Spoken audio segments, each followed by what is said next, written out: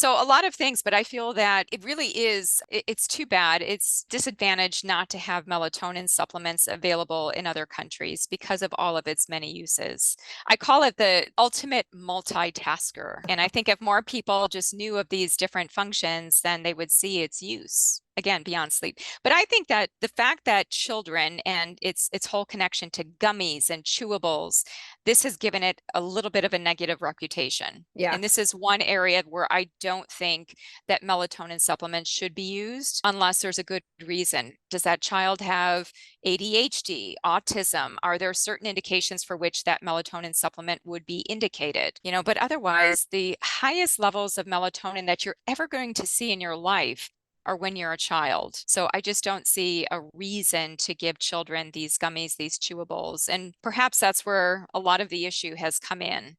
Well, Deanna Minich, welcome to the Root Cause Medicine podcast. I am so excited to have you on today because we're talking about my favorite hormone and antioxidant, melatonin, and I can't wait. Yes. Oh, I can't wait either. So you take melatonin? I do. Yes. So I take it, especially when I travel, obviously, to help me change time zones. And lately, I have been taking it about 0.3 milligrams at night and noticing it is significantly helping my sleep. Surprise, especially with stress. Or I was sick last week. I had the flu last week. I know it's one, sleep is important, but two, I know it's other properties, which we're going to talk about. And so Yeah, I do. absolutely. And in fact, there are 7 different functions that we can talk about as it relates to melatonin. Well, I can't wait More because and more. people have a lot of questions. They have a lot of fear. They're concerned about addiction or taking melatonin and shutting down their own. There's a lot of, you see this. There's a lot of misinformation out there on melatonin that gets perpetuated, and I'm glad to have you on here to myth bust today. It's been my bedtime reading for some months, and you and I were talking before we jumped on about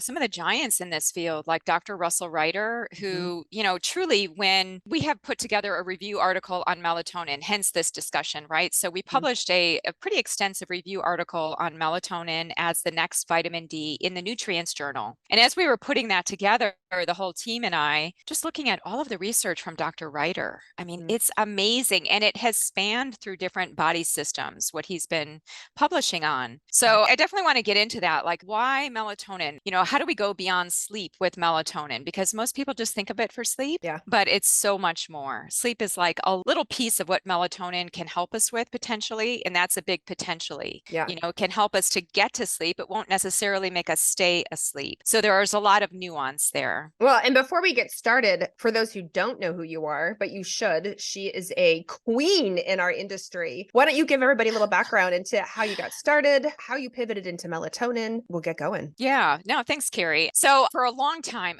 my graduate work is in plants, it's in carotenoids, and I've always been a lover of plants. And, being in nutrition science, there's always a lot of arm wrestling about what's true, what's not. So many people say so many different things. And that was a little bit annoying for me because, if I look at the science, I could cherry pick articles to support my position on either side of the fence for so many things, right? So one of the things that I found that you couldn't effectively arm wrestle was that of phytonutrients, looking at the whole composite of different plant compounds and what they were doing at the cellular level, clinical trials, you look at epidemiological studies. So I basically got married to this whole platform of phytonutrients. After I finished my graduate and my PhD work, I went on to work in the food industry. So I worked for 3 years in a Fortune 100 food manufacturer company, which was interesting because you get to know the behind the scenes of like, how do food companies think? And that was great training. And then I went to work with Dr. Jeff Bland at Metagenics. That was back in 2003.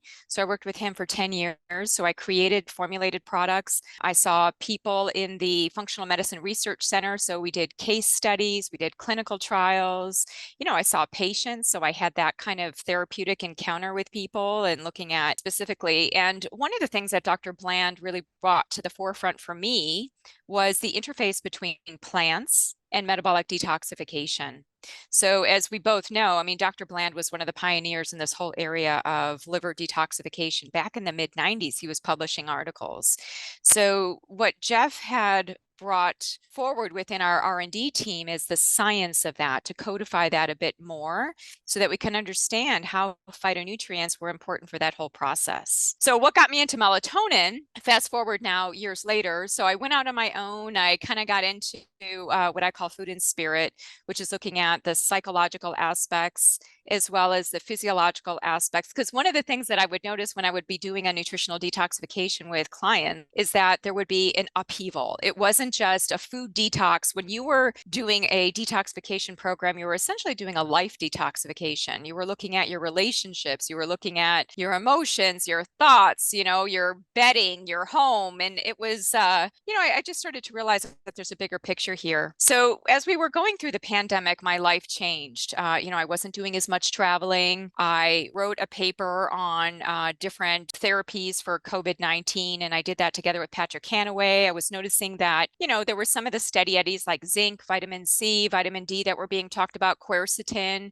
but then there was a lot on melatonin. So that was my first eye-opening experience. The second piece of that brought me to where we are today is I began working with Symphony Natural Health, which is a company that has very specific therapeutic products, all plant-based, that all focus on hormones, your specialty. Yeah. So got to know about their herbatonin, which is a plant melatonin, and, just dove into the science to try to understand what is melatonin exactly. So I'm a little bit of a newcomer to this as well, and that's why standing on the shoulders of giants like Dr. Ryder, Dr. Tan, oh goodness, there are so many people, Dr. Richard Wortman at MIT. I mean, so many people have published extensively in this area. So I'm just saying, I'm more of a newbie, but I've been in the trenches. It's my light bedtime reading. It's what I've been presenting on for about 9 months. So I'm all about it. And like you, I take it. So, I always feel like that's the true sign of like whether or not like you're really into something. Like, are you actually doing what you're researching? And for me, like within all of that, definitely that has become part of my own lifestyle, along with so many other things. Well, there was so many other things. And, it's interesting. We're going to get into the who, what, where, when, why, and how of melatonin, but it's interesting with COVID-19. I got COVID after a conference in 2021, and I was taking melatonin 3 times a day. And, my friends were like, why are you taking so much melatonin? Like, why are you doing, like, you should take it at night. And I said, well, it's a super powerful antioxidant. And yes, some of the data out there on just viral work in general, that's right. Melatonin could be really helpful. I said, so I'm just going to swallow anything that'll help my immune system and kick this, and knock on wood, I didn't have any negative fallout from melatonin or from COVID, but that really helped just sort of open my eyes as I continued to study like you on the wide breadth of things that melatonin does in the body beyond just made at night in the dark. Right. Sleep support. And I like to say that there are many different types of melatonin produced in the body. There's the pineal form of melatonin, then there's the extra pineal form of melatonin. So the melatonin produced everywhere else in the body. Yeah, actually, let's start there. For people who don't, everyone, understandably, majority of people listening right now probably think, well, melatonin's made in the pineal gland in the brain, when in fact, as you just said, it's the everywhere else. It's everywhere. And in fact, let's just look at the name melatonin. When it was first discovered in 1958 by a dermatologist at Yale, it was found because he was looking at trying to see whether or not it could be a skin lightening agent. So it was something that was extracted from the pineal gland of animals at the time. And so his focus was on skin. And initially he thought that this substance was effective in skin whitening. Well, it didn't turn out that way, but the refers to the melanin, and then the tonin because the structure resembled serotonin. So that's how it got its more, I would say, colloquial scientific name of melatonin. But when you look at it, it's an indolamine. So it's a very specific molecule structure. It's found throughout nature. It's found in plants. So it's in the foods that we're eating. It's in animals. It's in our bodies, and our bodies can actually make it. So in terms of the different body systems, we think of the pineal gland as the major generator of melatonin, especially at night, and it's helping with the circadian rhythm. That's one of the functions of melatonin. It's a chronobiotic, meaning that it sets our chronobiology, our circadian circadian rhythm. So that's important. And the amounts that are produced by the pineal gland, however, are actually much less in quantity than something like the gastrointestinal system, which is really interesting because the gut produces something on the order of 100 to 400 times that of what we get from the pineal gland. So we see it in the smooth muscle cells. We see it in the gut lumen. So it seems to have a different role in the gut than it does when it's coming from the pineal gland. And in fact, just from hormone physiology, just looking at the different effects, when we think of the pineal gland, that's more of an endocrine effect, right? So it's signaling from the pineal gland to the rest of the body. It's going system wide. But as it turns out, when it's produced in the gut, it seems to be having an autocrine and or a paracrine effect. So it's having more of a localized effect there in the gut.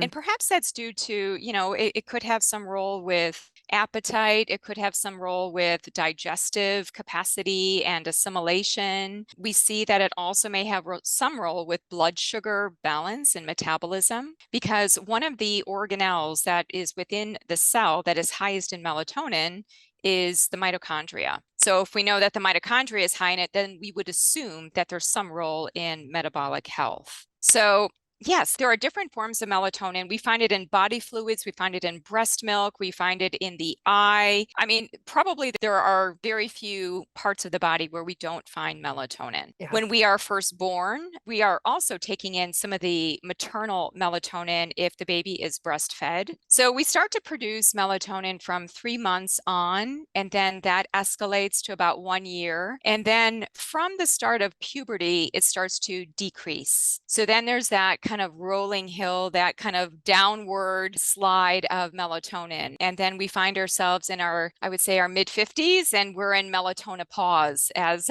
that's been referred to by Dr. Dicken Weatherby, which I really love because it so syncs up with the decline of many other hormones. First of all, I love Dr. Dicken Weatherby. I've been following him for 2 decades now. So that's amazing. Melatonopause.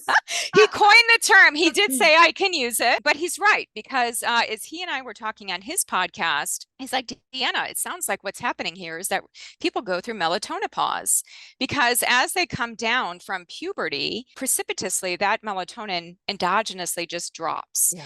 So, and we're talking the pineal generated melatonin, right? So what sets our circadian biology. So by the time we're in our mid 50s, we're pretty much bottomed out. So when people have concerns like, oh, if I take supplemental melatonin, am I not changing and reducing my endogenous production? What I want to say back to them is that by the time you're in your mid 50s, you have negligible endogenous production of melatonin. Right? And it continues to decrease into the 60s and the later decades. And, some might say, well, is it connected in any way to the escalation of chronic diseases and increased risk for things like dementia, neurodegenerative issues, gastrointestinal issues? For some of the conditions, there's some mixed data, but for others, it's a little bit more clear cut. Like in your case, when you took it, when you had COVID, I would say that the 2 areas that stand out for me in terms of research would be central nervous system activity. So looking at cognition, brain health, nerve health, and then also looking at immune health. I mean, there's copious research on immune benefits just overall because it's anti-inflammatory. It's a very potent antioxidant. And what makes it really cool is an antioxidant, because for most people, they think, oh, antioxidant, that's so 1990s. But actually, it's very relevant with melatonin, because even the metabolites of melatonin are antioxidant in nature. So they scavenge free radicals. So 1 molecule of melatonin can scavenge up to 10 reactive oxygen species. So it loves fat, it loves water. So it's amphiphilic. So it kind of has this flexing nature of being in fat and in water, which makes it even more potent in the way that it can circulate throughout the body. Whereas something like vitamin C can quench like 2 free radicals, 1 to 2 free radicals. Dr. Reiter was saying how even melatonin is 5 times more potent than glutathione. He and I had that discussion. When I met him in November, I told him melatonin is my favorite antioxidant, more so than glutathione. And when I teach, I tell people that if I had to choose, even though both are very important for different reasons, the melatonin is my favorite. And I'll joke, I'll say, fight me. And I said this to Dr. Reiter. I said, melatonin is my favorite antioxidant. I've much more than glutathione. He was like, I agree, of course, like absolutely. And I tell people, I said, like those Russian dolls, where Yeah. you take out off the big doll and there's a little doll. And I say that when I explain melatonin metabolites, like melatonin, like rawr, gets the reactive oxygen species, and then poof, it changes into the next doll down, and then that gets a reactive oxygen species, and that changes to next doll down, and like all of a sudden, $10 later, it's acquired quite a number of bad Yes. things in the body. And how amazing is that? Yeah, that's a great metaphor. And actually, what we know is that melatonin can stimulate glutathione production. So we'll talk about kind of that release at night, the darkness aspect, and why 2 to 4 a.m. is such an important window, and where glutathione and melatonin actually rear their head and come out and do the work of rejuvenation. Which actually, a lot of people, of course, wake up between They 2 and sure 4 in the do. morning. It's a super common for a variety of reasons, but then they miss out on that peak of those. I have a theory about why that happens. So I've been thinking a lot about this because if you look at some of the antioxidant enzymes, they peak at that 2 a.m., right? And we also know that melatonin, this is one of its other functions, that it seems to be implicated in the lymphatic fluid flux. In other words, it's helping the brain to detoxify at night. So if the brain is doing a majority of that activity between 2 and 4 a.m., I would think, there's no science to support this, but I would think that somebody that awakens during that time might need to pay some particular attention to their detoxification pathways, that there may be a lot of activity. We also know that the liver is one of the central hubs of oscillation genes related to the whole clock system, right? So Yeah. melatonin produced from the pineal gland is going systemically and then basically communicating at the cellular level with clock genes, and then getting all of those genes, those cells in rhythm. And if the liver is one of the main hubs, and in traditional Chinese medicine, I'm married to an acupuncturist, so I would know this, liver time is between 1 and 3 a.m. Yeah. So isn't that interesting that there was that observation in traditional medicine that there's a lot of liver activity, and we also know that melatonin, glutathione, superoxide dismutase, catalase, they're all peaking at that same time. Yeah. And truly that the pinnacle of darkness. And that's why, melatonin has been referred to as a darkness hormone. And why don't we go into there? How do you even make melatonin? Because darkness is critical for one of the steps. And we as humans screw Yeah. it up all the time. Having artificial light at night has made us very productive as a species. And no doubt we all enjoy having some electricity, but it has been detrimental from the aspect of sleep and also melatonin production. So with melatonin is signaled actually through the eye. So we've been talking about the pineal gland, but how does the pineal gland get the information? Well, there are very specific cell types in the retina that are filled with melanopsin. And that melanopsin, that is a pigment and a sensor for blue light. And when the body is taking in that blue light through the eyes, then that would stop melatonin production. So one of the things about, if we just think of like the early morning hours, so having that exposure to bright morning light is also so important for setting our melatonin rhythm at night. Cortisol, testosterone, they're peaking in the morning. All of these hormones are very much interconnected in this web. So having that initial exposure is important for melatonin production at night. As the day goes on and it becomes dimmer and dimmer,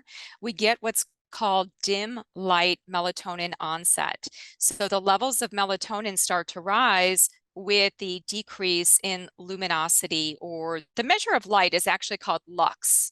So there are all kinds of light recommendations as far as how much lux, how much light should you be exposed to stay within that natural rhythm.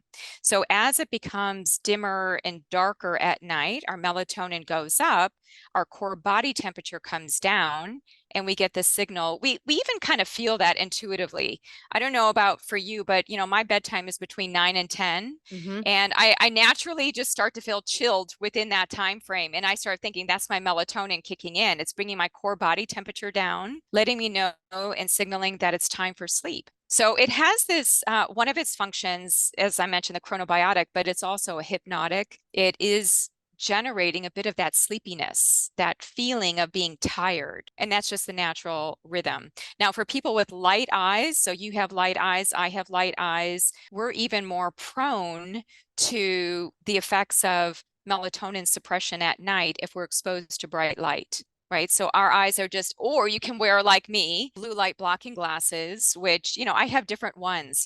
During the day, I wear kind of like a modest light type of, it shields some of the light, but as it becomes darker, then I start to wear other types that bring out more of the red and take out more of the blue. So there are some hacks, looking at our light and dark exposure is very key for looking at our melatonin levels. And I definitely noticed it through the pandemic. I had a lot of people that would struggle with their sleep. However, they were proudly posting that they were not having to go to work on Netflix, watching crime That's right. documentaries, like all the big popular shows that came up over the pandemic. And none of them were very relaxing. Again, true crime type documentaries. And I was like, first of all, you're on your phone or your tablet or your TV and you're up late at night because probably don't have to work, or you suddenly get to work from home, which is a new thing. Yeah. And you're completely screwing up your melatonin. What are you doing? Yeah. And all of those things count. Exactly what you said, devices, computers, phones, Kindle, but even the lighting in our homes, right? So just to naturally turn down the dial to go into that more of a dim mode would be much better. But even going to the gym at night, being exposed to that artificial light there, it all adds up. In fact, there was one study that showed that exposure just to even minutes of bright light led to again, it depends on your eye color and so many other things, but 50 to 80% suppression of melatonin. Yeah. I was going to say, and how many people turn the bathroom light on when they get up in the middle of the night? I was just going to say that. I was actually having a conversation with Dr. Terry Walls about that very thing. And she's like, well, what about people that have instability with walking, or, we were talking about people with MS or other kinds of conditions. And yes, I think having a very dim night light and actually measuring the lux within your sleeping room is a really good thing to do. So there's an app that I use. It's called Light Meter. And all I do is I take my phone and I use the camera light at eye level, and I can see what the lux reading is on the other side. So it'll give me a number. So if I go outside right now and it's like noontime, so the sun is high, we're talking probably like 20,000 lux, just to give you a sense. And one lux is equal to a candle flame about 3 feet away. So, 20,000 lux. I was just at the beach and I just brought out my lux meter just to check it. And it was insane. It was like, 65,000 or something like that. But when we're indoors, and especially when we don't have a window in front of us, it could be like 200 lux. So the issue is that we're not getting enough brightness during the day. And then we have overabundance of this light at night, which is defying the natural rhythm, right? Where we have this high intensity light and then we decrease, whereas we're doing just the opposite. We're flip-flopping our light and dark. And in fact, as part of putting together this article, we began this discussion within the medical team about darkness deficiency, that maybe what people have, we could say melatonin deficiency, but we can start by saying, well, let's first correct for lifestyle. We may have darkness deficiency, which is why we may have endogenous production of melatonin at an all-time low. So starting there, I think, is really key. Getting enough darkness, looking at sleep hygiene, some of the basic things, but it's not just for sleep. It's just for our circadian rhythm overall. Yeah. And it's not sexy and it's not a pill. I mean, melatonin can be a pill, which we will talk about, but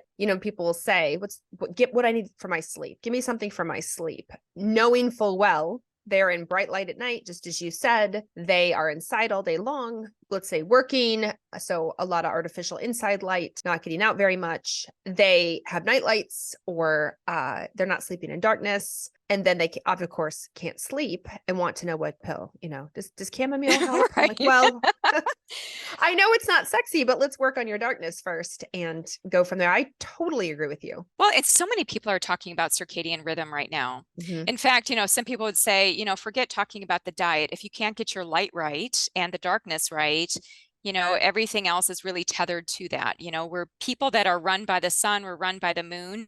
I stumbled across even an article that was showing that melatonin levels vary with the moon cycle, which I thought was really interesting. So all of these things are so important. And I think it just gets us back to nature. Yeah. So looking at our artificial darkness and artificial light, looking at the vitamin D and melatonin relationship, because another thing that came out during the pandemic was, again, the whole visibility into vitamin D, the importance of that. But then also, as we were doing this article, what I realized is that there is an interrelationship of vitamin D and melatonin. So there was one particular study in which, well, first of all, they look alike in the way of their functions.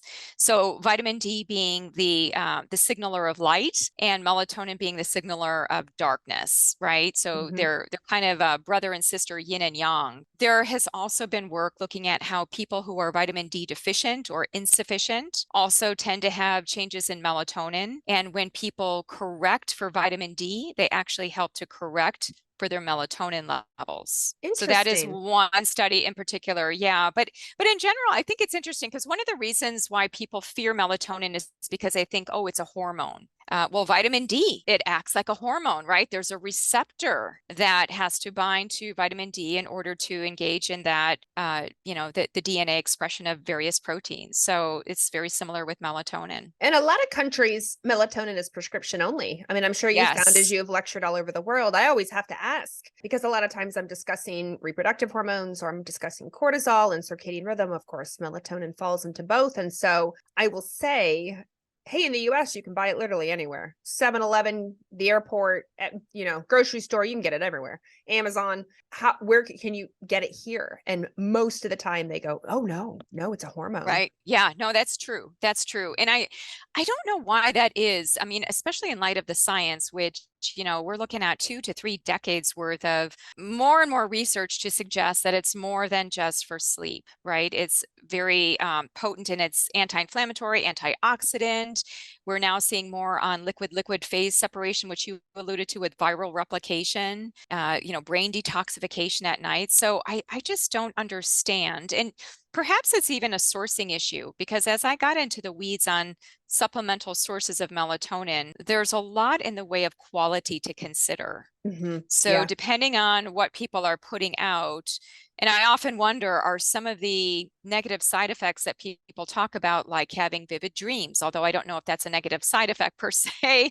Liver, if we look at traditional Chinese medicine and liver health, there's also that dreaming time at that time that might be just more at the surface. It could also be related to, the synthetic agents that might be in that melatonin. Yeah. Right. So, what are people actually reacting to? Or is melatonin there in combination with other things that are modifying its metabolism? So, a lot of things, but I feel that it's too bad. It's a disadvantage not to have melatonin supplements available in other countries because of all of its many uses. I call it the ultimate multitasker. And I think if more people just knew of these different functions, then they would see its use. Again, beyond sleep. But I think the fact that children and its whole connection to gummies and chewables, this has given it a little bit of a negative reputation. Yeah. And this is one area where I don't think that melatonin supplements should be used unless there's a good reason. Does that child have ADHD, autism? Are there certain indications for which that melatonin supplement would be indicated? But otherwise, the highest levels of melatonin that you're ever going to see in your life or when you're a child. So I just don't see a reason to give children these gummies, these chewables. And perhaps that's where a lot of the issue has come in. Let's actually talk about supplementation. Even if you're listening to this in a country where it is prescription, the most you're ever going to make is as a child, but we see it at all different doses. We see it at 0.3, 1, 3, 5. Of course, in certain chronic disease, cancer, we'll see it at 10, 20. Mm-hmm.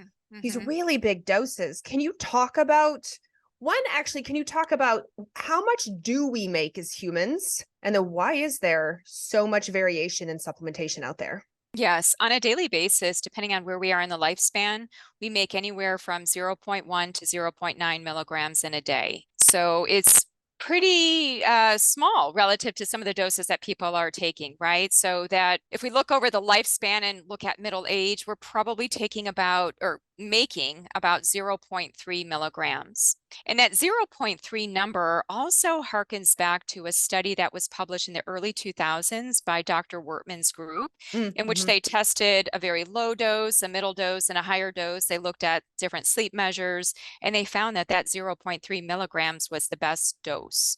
And I've seen the 0.3 as well as lower doses like that also recommended by different opinion leader organizations. In fact, I think that just recently there was a a published study looking at recommendations for older individuals, and they were talking about that 0.3 to 0.5 milligram range. So that to me is physiologic. That is just, imagine that you just want to fill the gap, right, of what you're not making throughout your adult life. Now, when it comes to something like jet lag, where you actually need to pull on more of the hypnotic effect of melatonin rather than the chronobiotic effect, then we need a little bit more, but yet it's acute, right? So when it comes to jet lag, people have used anywhere between 3 to 6 milligrams. So some people like to use melatonin at low dose before they start their travel, especially if they're going eastward. Yeah. And then when they're actually at their location, they would take it at the time of sleep, about 40 to 60 minutes before they go to sleep in that location. And then to take it for about 3 to 4 days thereafter, or until sleep has normalized. So it can cut down some of the adjustment aspect of travel. So I like the idea of looking at the chronobiotic effect before one travels, shifting your sleep a little bit every day before you travel for about 3 to 4 days, kind of bookending both ends, right? So the lower dose before, and then the higher dose when you're actually there, when you do want that sleepy feel. So yeah, I don't think, when I hear people say that they're taking double-digit amounts of melatonin, I often think, why? Because is there a lot of data to support taking these higher doses? Well, there is in certain cases, right? Let me give you one case specifically. Dr. Paolo Losoni, who is in Italy and does a lot of work with cancer, he uses higher doses of melatonin supplementally when people are going through chemotherapy. So it's supposed to protect the healthy cells, and it's supposed to make the chemotherapy work better. So yes, there have been indications where higher amounts have been used, like 20 to 50 milligrams, in acute situations where there is a particular type of therapeutic intervention with oversight by some kind of medical professional, right? Yeah. But then you get other people, and I've got to say, Carrie, I mean, other people where they tell me, either on a podcast or separately, like, hey, I've been taking 50 to 80 milligrams. And I just say, well, how's that working for you? How do you know it's working? What are you trying to do with that amount? So, to me, it's like the Goldilocks principle. Not too little, not too much, just the right amount. Yeah. And I do think that for certain people, they kind of have to tweak that amount of melatonin. So, starting at the lower dose, the 0.3 milligrams, especially if they're in middle age. So I call that the replenishment dose. And then if you're needing a more therapeutic dose, or you need to call upon melatonin for something else, again, to have a more hard-hitting effect in the way of establishing sleep, then yes, having that higher dose, I think, can be good. With COVID, there have been higher amounts that have been recommended. So again, that would be potentially advocated. And also there's some research now going on for long haul COVID and taking melatonin. So again, it's, just looking at it more acutely versus more chronic use. So, I think from a dose perspective, starting again with something low, like under 1 milligram, and going from there. Now, everybody has different personalized kinetics as it relates to the metabolism of melatonin. So some people say, oh, it didn't work for me, or it gave me that feeling of grogginess, or I woke up feeling like I had a hangover. And that in part can be due to a number of things. It can be due to the dose, it can be due to the timing, it can be due to the kinetics, it can be due to the actual supplement. Yeah. There was one paper published in 2018 that essentially identified that there were 13 different potential contaminants in synthetically produced melatonin. So what had happened was when, if we look at back in 1958, when melatonin was isolated from the pineal gland, many supplements that had come out of that use the pineal gland derived melatonin. But then there were issues with prions and viral infections and just the sheer number of animals that you would need in order to extract that amount of melatonin. It just wasn't practical. So then what happened was that there was a lot of synthetic production. And so people have concerns about it. It's really interesting to me because I just diving into the literature, seeing that there are issues with contaminants, There are issues with chemical pollution. And I've actually gone into some of the patents in which you can see the process by which melatonin is created. Many times the starter compounds are petrochemicals Oh, of various types. You know, sometimes what you'll see too, and this is, you know, I've been in the supplement world for a long time, so we know some of the hacks and some of the marketing workarounds, right? So you might see a term like plant-based melatonin, which could mean, you know, it doesn't mean all that much, but it could mean that it's derived initially from corn or soy and then has the same chemical process that it's subjected to. But the starter compound might be derived from something that is related to cornstarch or something of that nature. Right. So, yeah, as you and I were talking about, one of the forms of melatonin that I support and I use personally is derived from rice, chlorella, and alfalfa. It's actually green. You can see it in the capsule. There are no excipients, no fillers. It is in a blister pack because what we know about melatonin is it can break down in light and air. So oxygen can lead to the degradation. So when you look at herbatonin, which is the commercial name of the melatonin that I use, I mean, it's green and it comes in that 0.3 milligram and also the 3 milligram dose. So people can adjust that accordingly.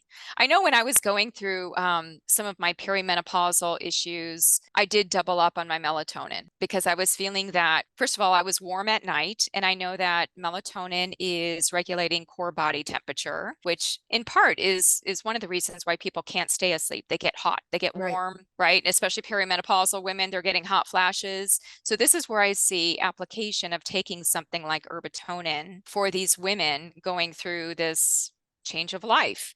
And what I like too about herbatonin is that it contains all these different phytonutrients. So it contains essential fatty acids, it contains amino acids. I mean, it's derived from the plants directly, right? So, and it even has lutein and zeaxanthin, which are important for embedding into the macula and helping to protect us from that exposure to artificial blue light. And so that's why having plants in the diet, I think, are important because they are embedding into certain places of the body in order to functionally have an impact. So yes, the herbatonin has been compared with synthetic melatonin side by side just to look at its anti-inflammatory effects, its antioxidant effects, and it outperforms all of them. So just even with inflammation, which I think is the big one. Yeah. What was seen, you know, this was a study that was published in Molecules 2021. It was published by a Polish group, which did take the herbatonin and compared it alongside synthetic melatonin.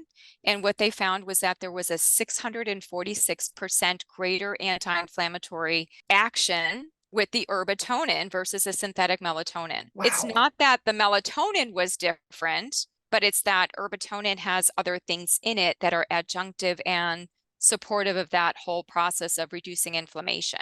Most likely the phytonutrients, you know, the antioxidant potential, which we know is so much greater than even synthetic melatonin. So what we're doing with herbatonin is actually amplifying the effects that melatonin already has. Yeah. We already know it's anti-inflammatory. We already know it's an antioxidant. We know that it quenches these reactive oxygen species and is a mitochondrial regulator. But now we're amplifying those effects many-fold because we've got other things in there. So I think that's what makes it really unique. It's, you know, it's truly a plant melatonin. It's not plant-based. It is a plant melatonin with all of the other plant cell matrix materials. So of course that really makes me excited. Well, and I want to go back to you saying, you know, using it through perimenopause. Yeah. These are everything you just said are key issues that get amplified for the worse, unfortunately, through perimenopause, right? Our inflammation tends to go up. Our hormones are wild all over the place through perimenopause.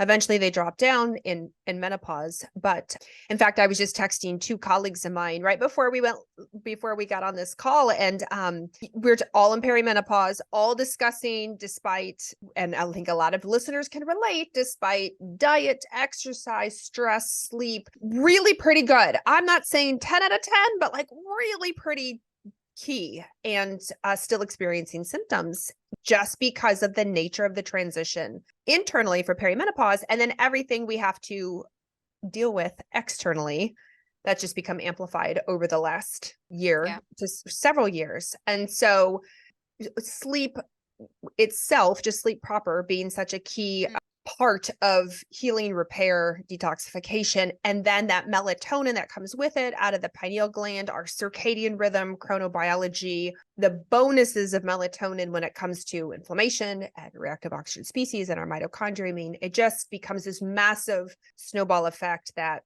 and they've done research, as you know, on what happens to melatonin as women transition into menopause. Right. It's not good.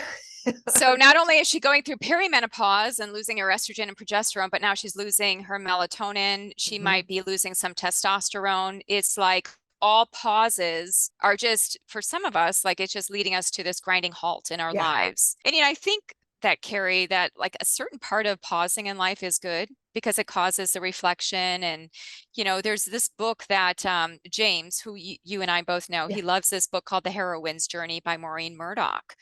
And one of the things that he had mentioned, and I think it's really beautiful that as a man, he had this insight talking about how if we are constantly suppressing our emotions or that ability to go through the transition without the fullness of that journey, and whether it takes journaling, getting more creative, hanging out with your women friends or male friends, whoever, it just causes us to go into this mode of reflection. It's like all things yin.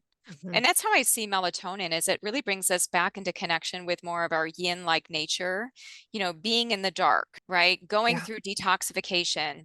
To me, cortisol and testosterone, adrenaline, these are like the get up and go hormones. And we've done a lot of that in our lives as women. And then as we move into the perimenopause, it's like now there's a wake up of like, now things start to come down. And we have to, melatonin is that rest and rejuvenation hormone. That's what we need in order, I think, to help us to fill those gaps that we might have at the surface now as we go through that transition. Quite honestly, just from me to you, I was a little bit surprised because I have been doing so much in the way of my physical activity. I mean, gosh, my diet is always like super pristine. I do, it was really funny because even on social media this morning, I had somebody say like, oh my gosh, you're doing all these things like, organic, pastured, wild caught fish, all of these things. So I never thought that I would be a woman that would get hot flashes, these vasomotor symptoms that were just raging and impacting my sleep. And I am just somebody who sleeps like a baby. So for me, I had to shift. I had to shift in terms of what I was doing with a number of things. I had to increase my detoxification support. And one of the things that I also take is feminescence, which is rich in glucosinolates, right? It's rich in a lot of these detoxifying aspects of hormones. Like sometimes it's not the hormone itself, it's like how our body is changing it, as all of your listeners know. So having the feminescence, having the herbatonin, I had to shift things and I needed to take more herbatonin. So that was really important. And I also, quite honestly, I just had to start changing my routine. I was used to working like 12 to 14 hours and working late into the night, like not a big deal. And I needed to curtail that. I needed to say, okay, if I am really going to be on the computer past 6 p.m. when it's getting dark, then I need to put on my blue light blocking glasses. I need to be more diligent. But yeah, I mean, sometimes all the things that we do that seem to be right, we're still going to have some symptoms, right? It's just letting us know that we're still vulnerable, and we can use that as fodder for processing, right? We are Because I know still human. we're still human. And I always love it because for me, creativity has always been really key for helping me on my own heroine's journey. So, I'm somebody that has had endometriosis. I had a hydrosalpinx on my left side. I had a lot of left side body complaints, a lot of issues with my reproductive system.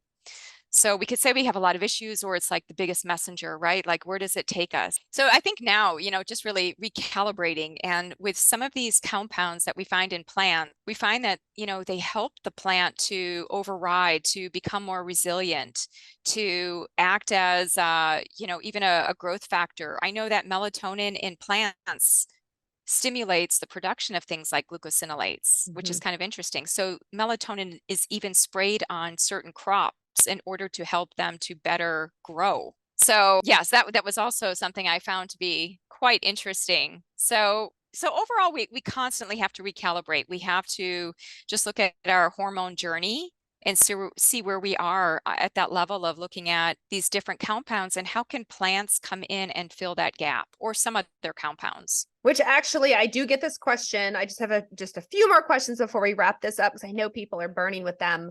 One, can I eat foods historically thought to have a lot of melatonin to get the same effect? For example, dark cherries, tart cherries. I hear that a lot. I eat tart cherries before bed to help with melatonin. How much truth is that to the amount of melatonin in some of these foods?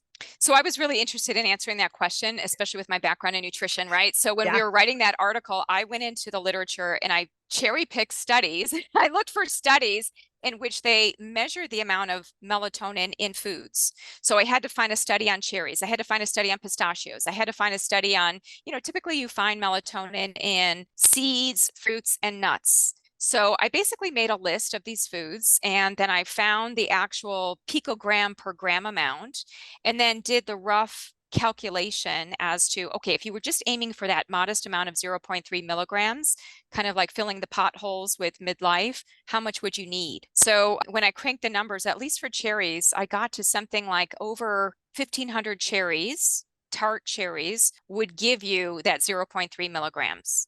And I had other 1,500. Yes, 1,500, or it could have even been more. It could have been like close to 2,000.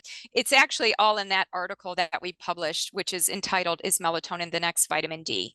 So I put in the list of foods and common amounts and then did that calculation.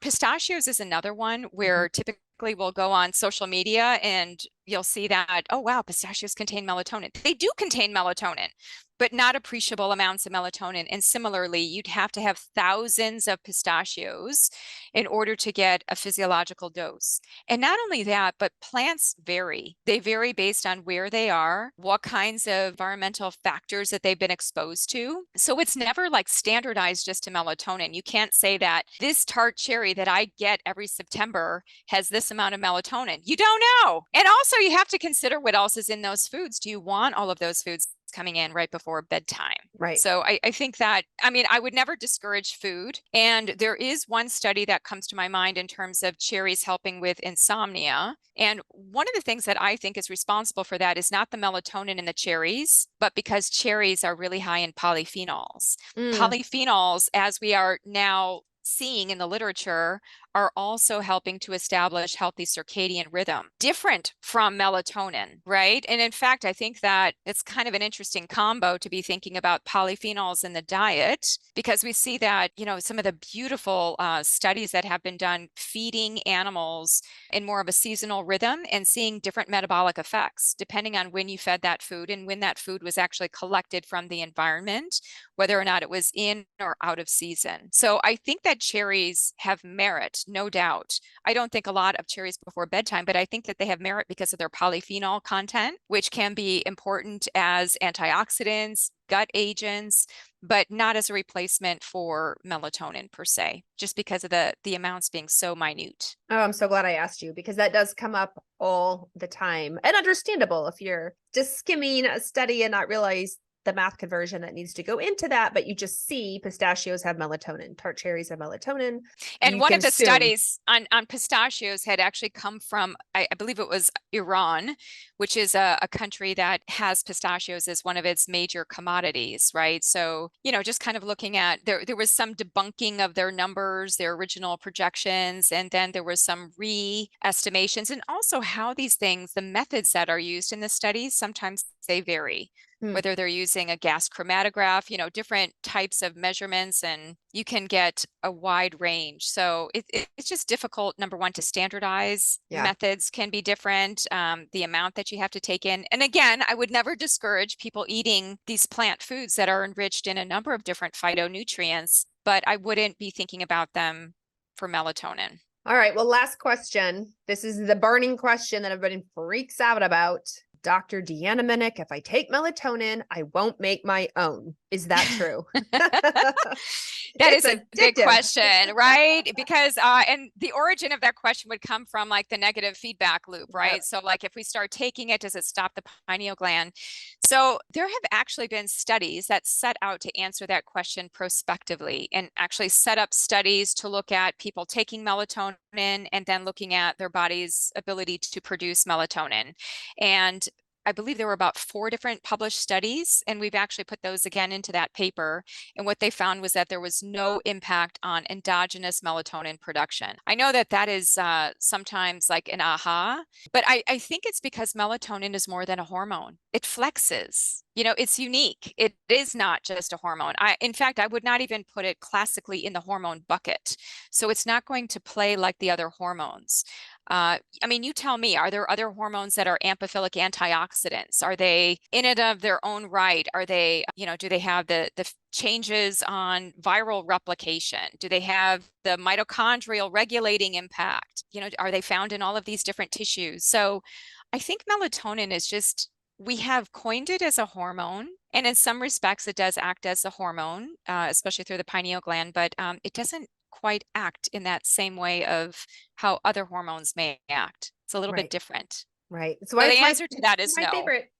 I love it. I'm so glad. I'm so glad you just straight up said it. When I was at the conference last November and met Dr. Ryder on stage, somebody asked him the same question. And he, just like you, he was like, no, there is not a feedback loop. And I thought half the audience was about to lose their mind because I know they'd educated about it. I know they posted on social. I was looking around the room like, I told you so. Well, and I would say, keep in mind that, remember, endogenous production is like bottomed out when you're like 50 and on. So what are we afraid of? Like if we're 60 and we're taking this melatonin, we're not producing any anyway. Yeah. So I Yeah. would be thinking about that. Now, kids in the pre-puberty stage, I would have concerns about high levels of melatonin. I don't know what implications that would have for going through puberty. And, I would want to be thinking about receptor activity and all of that. And that's why, again, that there are certain populations for which people need to be a little bit more cautious about its use and have that oversight. And it does interact with a number of different pharmaceuticals. So anti-inflammatories, all of the activities that melatonin has, any drug that's doing that, obviously there could be some interaction. Yeah, that makes sense. Absolutely. Okay. Where can people find you? And especially where can people learn more about Herbatonin, which you've been talking about, but both, because you are a wealth of knowledge. I called you the queen earlier. I have been reading your published papers for years, follow you on social media. I mean, she's also a prolific painter for everyone who's listening. She's quite creative. And so where can other people sponge off of everything that comes out of you and learn You about bet. Herbatonin? Oh, thank you, Carrie. You're the leader in that field. And so you can find more information about Herbatonin through the Symphony Natural Health Pro.com site. So there's symphonynaturalhealth.com. There's also, for health professionals, the Symphony Natural Health Pro.com. So you can learn much more about Herbatonin there. In fact, a lot of the blogs. One of the things that clinicians might like is, so we have a medical team with Dr. Tori Hudson, Dr. Mona Fahum, Dr. Catherine Darley, Dr. Kim Ross. We've got a number of people on our medical team. So we do have a medical team there to ask and answer questions, just kind of go back and forth with you on client cases. We also have a toolkit. So we put together a darkness deficiency questionnaire, which is kind of nice to quantify darkness deficiency, much like you would a nutrient deficiency. We also have a checklist. How can you tell that you might be insufficient or deficient in melatonin? So that's looking at the home environment, that's looking at certain symptoms, that's looking at certain health conditions. There's also some discussion on there about testing. So definitely go there and learn more. I'm the Chief Science Officer for Symphony Natural Health. So it's really a joy to work with a number of the products. And I've just been loving learning about melatonin. So that's where you can learn about us at that site. And just me in general, DeannaMinich.com. And I'm also, like you, on Instagram and Facebook and all of those social media sites. Amazing. Well, thank you so much for being on today. And I encourage everyone to follow both Symphony Natural Health and Dr. Deanna, because like I said, both are a wealth of information. I mean, even prior to the Herbatonin, as you mentioned James earlier, I met him years ago for the Feminescence product, the maca product, because maca and of course, female hormones and transitioning into perimenopause and menopause is such a huge issue. And when I found their product and all the research and everything, I thought, oh, this is a gold mine. This is so helpful. And then to learn even more with their Herbatonin product has just been really helpful overall. And I'm super excited that you're there now and able to come on the podcast and educate. So again, just thank you so much. Thank you. It's been a pleasure.